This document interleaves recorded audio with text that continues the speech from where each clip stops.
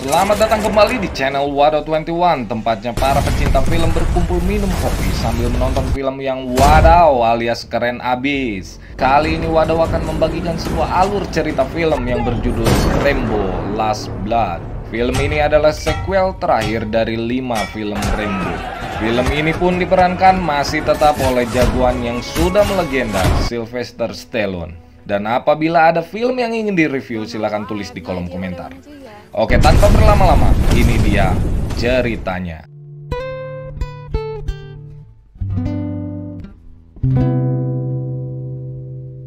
John Rambo di masa tuanya dia tinggal di sebuah ranch atau peternakan peninggalan ayahnya. Dan setiap pagi John melatih kudanya, yang di sequel ini John menjadi seorang cowboy. Setelah melatih kuda, John memasuki rumah utama untuk sarapan yang telah dipersiapkan oleh Maria kerabatnya. John menanyakan kepada Maria kalau John tidak melihat Gabriel, cucunya Maria. John begitu sayang kepada Gabriel yang dia anggap sebagai anaknya sendiri. Sehabis sarapan, John lalu mengecek terowongan tempat tinggalnya, memperbaiki apa yang rusak dalam terowongan tersebut. Kadang pada saat sendirian, John suka teringat dan merasakan kejadian-kejadian pada waktu dia masih menjadi tentara. John membuat sebuah pisau kecil buat Gabriel untuk berjaga-jaga dari para lelaki. Sangat terlihat sekali jika John begitu protektif terhadap Gabriel. Mereka lalu berkuda bersama sambil membicarakan Gabriel yang akan kuliah. John mengatakan tempat ini akan menjadi sunyi ketika nanti Gabriel pergi keluar kota untuk kuliah. Gabriel lalu bilang bahwa dia malam ini akan pergi ke rumah temannya untuk pesta perpisahan dengan teman-temannya yang sama-sama akan kuliah. John yang khawatir dengan Gabriel, dia menyarankan agar Gabriel saja yang mengundang teman-temannya untuk berpesta di terowongan.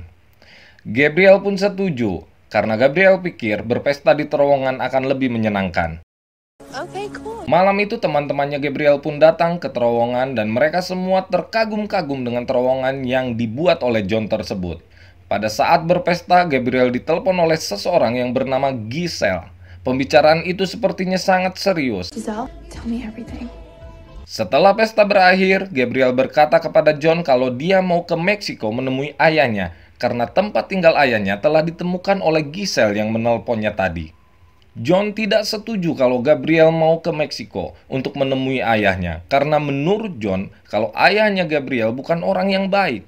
Terjadi perdebatan di antara mereka, tetapi John meminta agar Gabriel menemui ayahnya setelah bertambah dewasa sedikit lagi. Besok paginya terjadi lagi perdebatan Gabriel dengan neneknya Maria. Gabriel kekeh ingin bertemu dengan ayahnya. Maria sangat tidak setuju kalau Gabriel menemui ayahnya. Apalagi informasi yang didapatkan Gabriel adalah dari Giselle yang notabene-nya kalau Giselle itu memberi pengaruh buruk buat Gabriel. No quiero que veas a ese hombre. He was the father, no el otro, mijita. Porque le estaba golpeándola con un cinturón. That's enough. Akhirnya Gabriel dengan kecewa tidak jadi pergi ke Meksiko. Gabriel lalu pamit untuk pergi ke rumah temannya, dan dia juga meminta maaf atas perdebatan tersebut kepada John dengan wajah yang manis. Di tengah perjalanan menuju rumah temannya, Gabriel berpikir lagi dan mengambil keputusan untuk putar balik menuju Meksiko. Sampailah Gabriel di Meksiko dan bertemu dengan Giselle. Setelah berbincang-bincang sebentar, Giselle lalu mengajak Gabriel menuju rumah ayahnya. Gabriel pun bertemu dengan ayahnya. Gabriel lalu bertanya kenapa ayahnya meninggalkan Gabriel dan ibunya. Tetapi jawaban dari ayahnya sangat menyakitkan. Ayahnya berkata kalau Gabriel dan ibunya sudah tidak berarti lagi baginya. Dan Gabriel sendiri pun sebenarnya anak yang tidak pernah diinginkan. Ayahnya lalu mengatakan jangan pernah kembali lagi ke sini sambil menutup pintu rumahnya. Mendengar itu Gabriel keluar dari ruangan dengan dipenuhi tangisan. Gabriel yang mau segera pulang dicegah oleh Giselle. Giselle mengajak Gabriel ke klub malam untuk menenangkan pikirannya. Tetapi sepertinya Giselle mempunyai niat yang jahat kepada Gabriel. Dan benar saja di tempat itu dia didekati seorang hidung belang. Minuman Gabriel pun dicampur dengan obat penenang.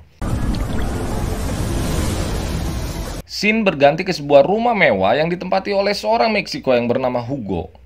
Don Miguel yang menjadi partner bisnisnya mendatangi rumah Hugo.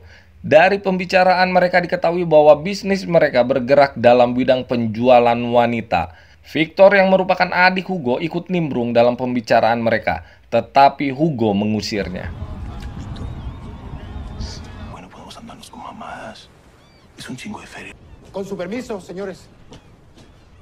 Scene lalu berganti lagi ke peternakan John. Maria lari sambil memanggil-manggil John dan berkata kalau Gabriel tidak pernah ke rumah temannya, tapi pergi ke Meksiko.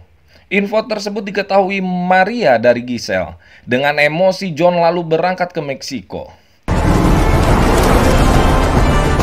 Oke, lanjut. Di tempat penyekapan para wanita yang salah satunya ada Gabriel di situ, Victor baru saja menangkap seorang wanita yang mencoba melarikan diri dari tempat itu. Pero las voy a encontrar por esta. John yang baru sampai Meksiko langsung menuju rumah ayahnya Gabriel. Tetapi ayahnya Gabriel tidak mengetahui di mana Gabriel berada.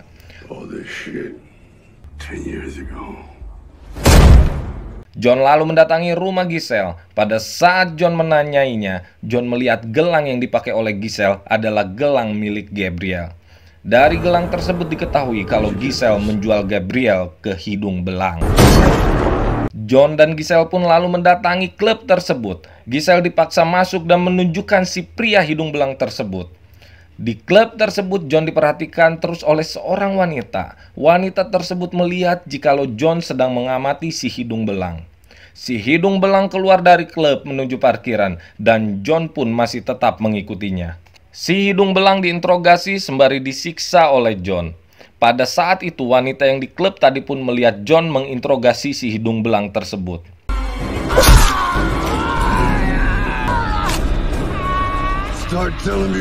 Si hidung belang itu pun menyerah dan akan menunjukkan di mana Gabriel berada. Mereka berdua lalu naik mobil dan wanita tadi pun tetap mengikuti John dari belakang. Si hidung belang lalu menunjuk sebuah rumah yang berada di paling atas, rumah mewah. John lalu menyelinap menuju rumah tersebut. Tetapi naas, keberadaan John diketahui.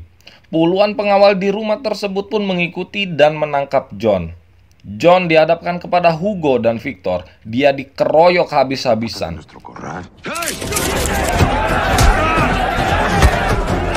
Hugo melepaskan John dengan sayatan pisau Victor di pipinya. Cewek yang dari awal mengikuti John melihat semua kejadian tersebut. Dia lalu membawa John ke rumahnya. Di markasnya Hugo, Victor marah kepada Hugo karena Victor ingin membunuh John tetapi dilarang oleh Hugo. Sebagai gantinya, Victor meminta Gabriel untuk dia sakiti. Gabriel pun dia suntik zat adiktif dan memberikan sayatan di pipinya Gabriel yang sama persis dengan sayatan di pipinya John. Di tempat lain, John yang berada di rumah wanita yang menolongnya itu sedang diperiksa dan diobati oleh seorang dokter. John mengalami geger otak dan dia harus terbaring selama 2 hari tanpa melakukan apapun agar baikan. Setelah 4 hari, John pun siuman.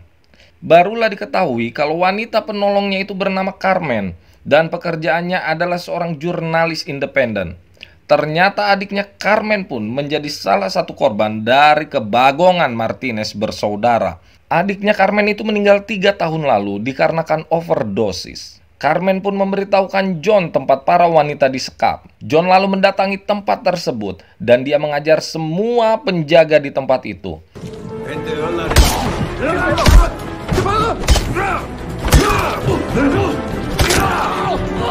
John menemukan Gabriel dalam keadaan sekarat dan dia segera membawanya pulang. Hugo dan Victor mendatangi tempat tersebut. Victor marah terhadap Hugo yang tidak membunuh John pada saat ada kesempatan. Kembali ke John dan Gabriel yang sedang dalam perjalanan pulang. Gabriel meminta maaf kepada John, tetapi John yang sangat menyayangi Gabriel berkata, "Kau tidak melakukan kesalahan apapun." Gabriel semakin melemah. John menyuruh Gabriel agar tetap terjaga sambil John menceritakan semua tentang Gabriel dari masa kecilnya Gabriel. Tapi apa yang dilakukan John sia-sia belaka. Gabriel pun meninggal dunia dalam perjalanannya pulang. John sangat sedih. Gabriel. No.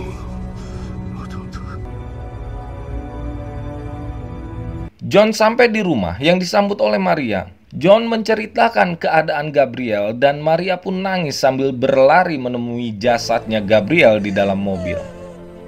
Setelah Gabriel dimakamkan, John meminta Maria pergi dari rumah tersebut agar Maria dapat melupakan semua kenangan tentang Gabriel. I want to stay with your sisters. Where will you go? I'm just gonna move. Se me habrán arrancado el corazón. John yang merasa dendam segera membuat perencanaan untuk membalaskan dendamnya. Dia modifikasi peternakan dan terowongannya. Dia pun mempersiapkan segala jenis senjata dan perangkap. Dia uji semua perlengkapannya itu.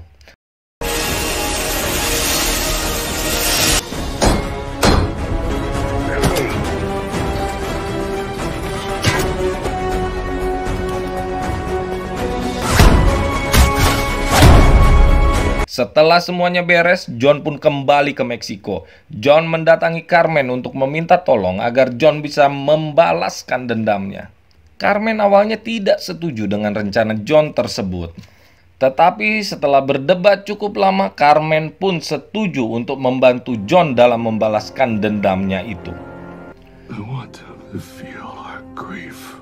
John pergi ke markas penjahat tersebut, tempat di mana John sempat disiksa hampir mati. Karena John sudah mengetahui situasi di rumah tersebut, dengan mudah John menghabisi mereka satu persatu.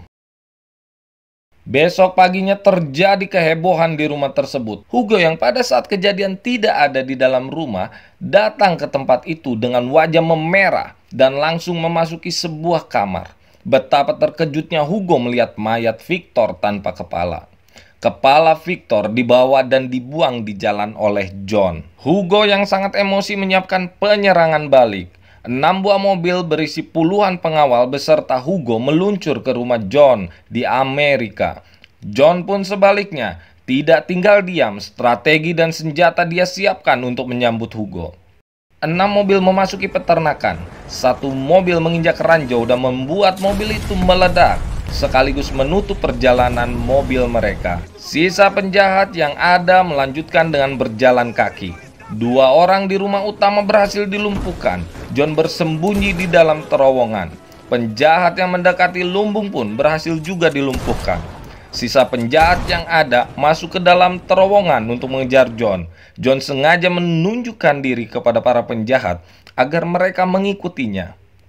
Dan benar saja, di terowongan tersebut John adalah seorang raja, seorang jagoan.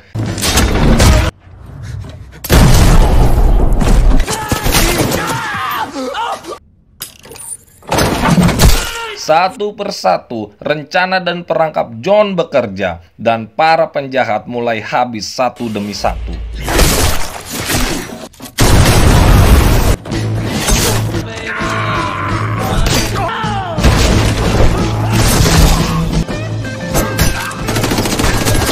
John sebenarnya sudah mendapatkan kesempatan untuk menembak Hugo, tapi John tidak menembaknya. John ingin menyisakan Hugo seorang diri untuk dessertnya.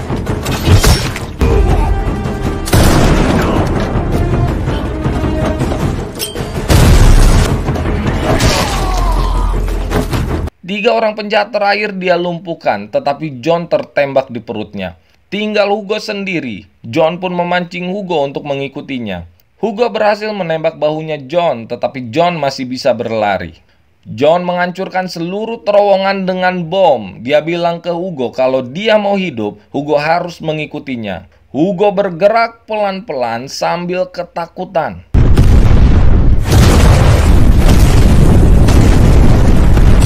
John pun memanah Hugo 4 kali, tepat di kedua bahunya dan kedua kakinya. Hugo tertancap ke sebuah dinding kayu dan tidak bisa bergerak. John mendekati Hugo dengan sebilah pisaunya. John membelah dadanya dan mengambil jantungnya sembari memperlihatkan jantung tersebut kepada Hugo sebelum dia mati.